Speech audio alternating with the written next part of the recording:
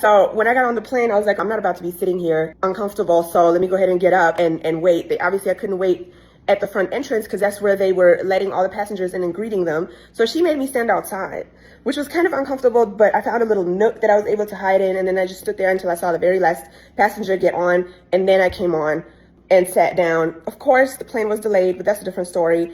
I ended up sitting the whole time. It was uncomfortable. I was not a happy camper at all, but it was just something that I had to get through. Oh, and by the way, the sitting part, if you are 16,000 feet or less in the air, you have to sit. It's a regulation.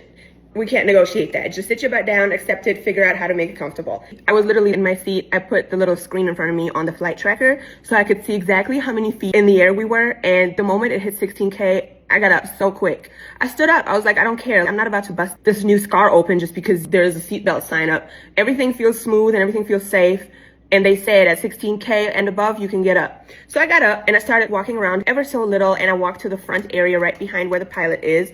And I just stood there. I told the flight attendant, I could tell she was irritated, but not about me, about something else. So I was like, girl, I'm so sorry. I promise I'm not gonna get on your nerves. But I just wanna let you know, I had a surgery on my right hip. I have a big scar there, so sitting is very uncomfortable for me. So if you don't mind, I'm just gonna be standing here. I'm not gonna get on your nerves, I promise. So that's it. I just gave her that quick heads up. She was okay with it. And later, she ended up taking care of me very well. I kept drinking water. You really need to hydrate. Hydration is going to be super important because you're up in the air. Make sure to wear your compression socks. This is the pillow. So I hate BBL pillows.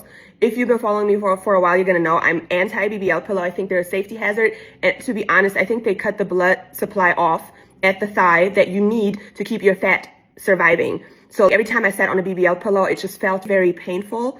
And I was like, this is not right. There's no way this is right.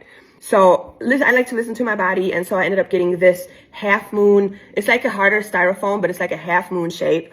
And it doesn't have those harsh edges that BBL pillows have. So the rounded edges are much more comfortable, and it does not feel like it's cutting off your circulation. Now, I also use this thing when I go potty, and I'm going to link it to my Amazon store. It's absolutely amazing, and it's super cheap, especially in comparison to some of those BBL pillows that people are trying to rip you off on. Don't waste your money on a BBL pillow. I'm so serious. So this one, I ended up putting just 2 or 3 lipofoam sheets on top of on the plane just to give it a little bit of softness.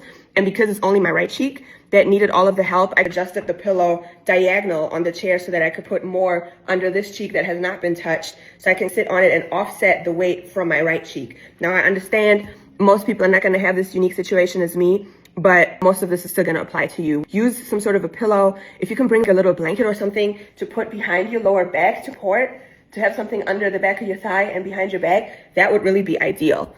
I did not bring one because I just didn't have one.